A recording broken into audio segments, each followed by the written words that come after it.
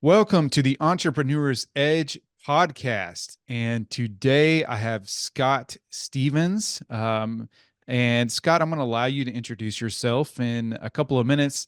Tell us about who you are and what you do. Tell us about your company. Hi, we are a full-service remodeling company serving residential and commercial customers in Seattle, Washington. We're focused primarily on residential remodeling, specifically with a primary emphasis on interior finish work. But we're available and open for all types of remodels and repairs and commercial projects to a more limited extent. We started LS Carpentry in 2010 after the financial crisis of 2007 and 8 caused the design build company that I was working for to fold, unfortunately. But there were no jobs available in the construction trades at that time, and so I decided just to start my own business and just get out and find some work, and it's worked out. So far, we're coming up on our 15th anniversary. Will be this spring, and that's basically it in a nutshell. Okay, awesome. So we're just going to dive in here. We're going to want to learn a little bit more from you. So what's the biggest problem facing your industry in Seattle, and how are you solving that for yourself and your clients? I think that there are a lot of factors in this type of business that can create stress. It's expensive, it's messy, it's very invasive. There are a lot of moving pieces, a lot of conflicts and different hurdles to get past with design, permitting, and all that before you even begin to make a mess in someone's home. Ultimately, you can't eliminate every problem that's going to occur, but the most important thing you can do is to communicate and to try to keep up with things, keep your customers apprised of what's happening, as much in real time as you can, and it also involves listening well. You have to respond to what people are telling you they need in a situation. Sure. Yeah, so it's always it's a very dynamic type of industry, and you just have to be ready to solve problems. And again, I think the key to it is communication. So what kind of procedures and processes do you kind of have in place to communicate with your clients? Well, it's become a lot easier now with cell phones. Obviously, texts are great for this kind of stuff, and you can send pictures and all that. It used to always just have a notebook on site. Most of the time our clients are at home, living in the home while we're remodeling it, or they're checking in regularly. But and I think before cell phones became quite what they were, there was a point at which emails were, daily emails became a thing. But I think now it's pretty easy, even if you're demoing a wall and you find something that shouldn't be there, you can send somebody a picture and say, hey, look what we found in your wall today. So yeah, it's kind of we have more tools now than we used to have, but the job is still the same. When there was a notebook left in a certain spot every day, we put down whatever you needed to let them know about. And if there was something more urgent, you could always try to reach somebody by phone. But that has just become simplified with the technology that we have today. Awesome. So who is your ideal client, and what are the major outcomes they can expect when working with you? I would say our ideal client is someone who has a clear idea of what they want and doesn't want to skimp on the quality. That doesn't necessarily mean fancy, but well made and built to last. And that's what we deliver. I met with some clients actually just yesterday to look at some small fixes for their kitchen. They just got a new range; it's different size. They want to do some things to make that work.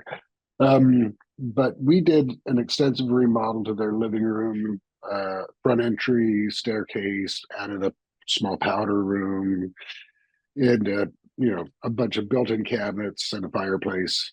Um, and they're just still really effusively happy about this. That was in 2013, I think. So 11 years later, Hmm.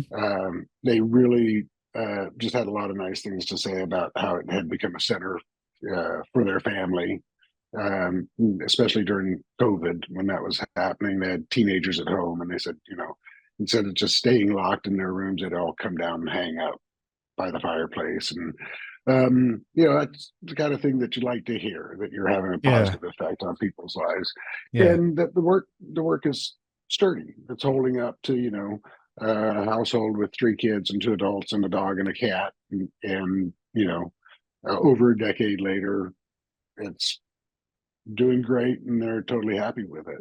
And so that's kind of what we have to offer is just an attention to detail, quality. um yeah, and we always try to treat every job like it's the most important job. It doesn't have to be a high end thing to deserve to be built correctly with proper materials and methods that will hold up and be good to go for however long that house lasts. Sure. Sure. Yeah. Yeah. It's awesome when you hear something like that. I'm sure about a family that's happy Hmm. with what's going on. Um, Yeah, it's the that's really best praise that's you can really get, really. oh Yeah. yeah, definitely, Yeah. definitely. And I'm sure in construction you don't always get a lot of good comments or praise. Maybe people they take it for granted, Well, you know. and sometimes things just don't go uh, your way. uh you Mm, know um and yeah, there's always you know um times when you come up short, or the perception is that you're coming up short, and then you really have to work a lot harder to regain confidence, to make things right for people. But we always try to make that happen. And you know i um I don't think anyone is ever perfect in everything they do, but we definitely try to take care of our customers' needs and make sure that we're giving them a product that we can stand behind for the long term. Because that's how you get referrals, and that's how you get repeat customers. And that's been the biggest basis to our business, has been I've never had any real luck with different promotions and advertisements. Um, 90% of our business is referrals, um, and repeat customers, pretty much. So, but you do your best to make sure that everybody's happy, and at the end of the day, that's how you keep going. awesome, awesome. Thanks for sharing that. All right. So, where do you see, or what makes you unique in the way your construction business works? What's unique about you? Well, I think you know everyone could claim to be unique because we're all unique individuals. I think that what I've found to be the most important thing in terms of having good outcomes is to find customers that you're a good fit with. And so I think one thing that I've always tried to do is not force that fit, because um, some people just have different expectations than others, and some people want a certain kind of approach to problem solving, you know scheduling, different things that are in their comfort zone. And I try not to oversell myself as somebody who's well, if I'm getting from a customer or potential client that they want certain things that are different from the way that we operate. And that's somewhat nebulous, but I think, as I said, like scheduling, different approaches to how you solve problems, how you work through things. Um, I just feel like it's better sometimes to, encourage people to to look around a little bit more and find somebody that really clicks, that you lock Mhm. in with. Mhm. And I think that it's been um, something of a challenge at times, but because of course we all want to keep busy, we all want to, have plenty of work to do, but there's times when I think you have to kind of uh, take a step back from that and just say, am I the right person to do this job for this person? Are they the right client for us? And so I think being willing to, sometimes move on from a job is kind of an asset in some ways, because you're not getting into situations where you're not being as productive as you could be with somebody that you saw more eye to eye with, if that See, makes sense. saying no is important. I mean, there's Yeah, just some sometimes, people, yeah, yeah. No, that does yeah, make you unique, definitely. I mean, yeah. you should not just take on everything that comes along. Every business is different. I agree with that. So I applaud you in that. Especially a lot of subcontractors and contractors want to take on almost anything that comes along, and that's not necessarily a good idea.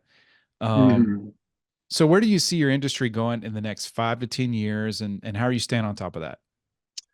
Well, I think a lot of things, there's a lot of things in what we do that are going to stay the same. There's a lot of older houses in Seattle, and replacing a door, or rebuilding a deck or whatever.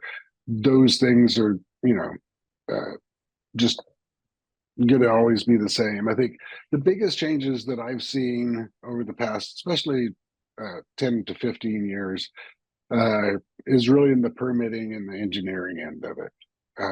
We're just having to uh, do a lot more um, things to uh, bring things up to current codes, and the engineering involved has gotten a lot more complicated, a lot more heavy duty, and so there's different things we're having to do. We're having to work more often with steel fabricators in order to get steel beams made that will fit a certain area and things like that. But it's all it's a nuts and bolts kind of business. Hammers, nails, and saws. So there's not you know as I mentioned, like the communication thing has been greatly enhanced by technology, um, but there's not a huge amount of technological advancements per se in terms of the day to day. I've got to demo this wall and frame something over here and put these cabinets in over here. We're still kind of doing the same things. Tools get a little better. Things get you know, cordless tools have really been a big game changer, but that's not new anymore. They've been around for decades. But yeah, I think it's been pretty much in terms of the technology involved with the actual building that we do. I think that's been fairly stable with some small advances, over the years. Laser levels came out a few 20 years ago, and that helps speed things up in some ways. But yeah, it's pretty much hammers and nails and saws and same old stuff, pretty much. Awesome, awesome. Thanks for sharing that. All right, so just gonna change gears just a little bit. Uh, as we're getting to the end of our podcast, we keep it short. I'm gonna ask you a question for fun. What is the oldest technology that you remember using on the job in construction? Hmm.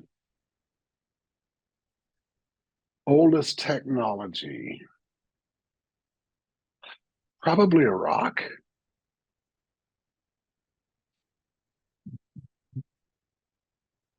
Yeah. Yeah. It's a rock. There's Yeah. nothing better than a rock. Yeah. Sometimes you just need to, pound something in, pound a steak or something, and there's a rock there, and your hammer's over there, and you just, pick up a rock and knock it in there. That's Yeah. brilliant. That's Yeah. brilliant. Well, Just thank you. technology at its most basic. Me, I love me it. and Fred Flintstone, Yes, I love that answer. The most similar Yeah, answer, which thank I thought you. was a really dumb answer, is the first time I did this podcast, I interviewed my mom. And so I asked her what the oldest technology she remembers using. She said a pencil. Uh, that was, so I was like, well, mom, that's not really what we are thinking of with that question, but Well, I think that she's right. I mean, that is technology, and it's not new. So, I mean, she could have said a quill pen, but yeah, pencils pencils have been around for a long time. I think. I'm not sure when they first started making like the wooden around the lead, but yeah, interesting though. I don't think that's a stupid answer, but what do I know? all right. I think your rock answer was pretty cool, though. I think that's great. Okay, Just visceral. Oh, there's a rock. Oh, I don't have to go get my hammer. Bang. And there you go. And you're done. it I works. love it. Yeah, yeah. I love it. I love it. All right. Scott, thanks so much today for hopping on the podcast. I really appreciate it. Well, thank you for having me. It's been a Um, pleasure. everybody, we normally release our podcast. We may start to release it more days because we've had a lot more podcasts, but it's normally Tuesdays and Thursdays at 11 something. If you want to watch our podcast, we do stream it online on Facebook, Instagram, et cetera, LinkedIn. But if you want to follow the podcast, at the Entrepreneur's Edge on YouTube, you can subscribe. I encourage you to subscribe. Give us a like too, if you don't mind. If not, you can also get on our email list. It is Jared at hiveleadmarketing.com. If you email me, I will make sure you get on our list when it is sent out so that you can access it easily. So those are the ways that you can see our podcast. Once again, I appreciate you jumping on, Scott, and this has just been an awesome time. Thank you. Well, thank you, Jared. Have a good day.